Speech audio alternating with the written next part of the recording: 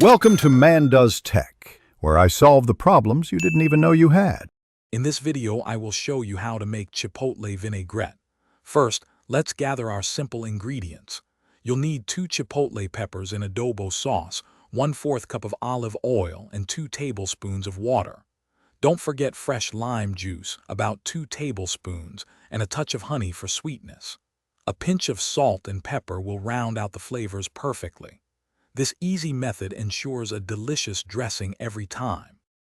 Now let's get blending. In a small food processor or blender, combine your 2 chipotle peppers with 1 tablespoon of their adobo sauce. Add 2 tablespoons of fresh lime juice and 1 tablespoon of honey. Next, pour in 2 tablespoons of water, along with a pinch of salt and pepper. Blend these ingredients thoroughly until you achieve a smooth, vibrant base for your vinaigrette. This step is crucial for a consistent flavor. With your base blended, it's time to emulsify.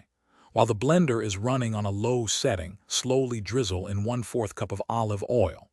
This gradual addition is key to creating a creamy, well-emulsified vinaigrette. Continue blending until the mixture thickens and achieves that perfect consistency. Once it's smooth, give it a taste.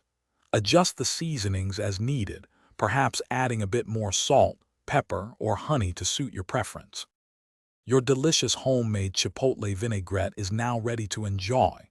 Drizzle it generously over your favorite salads, tacos, or even use it as a marinade for chicken or fish.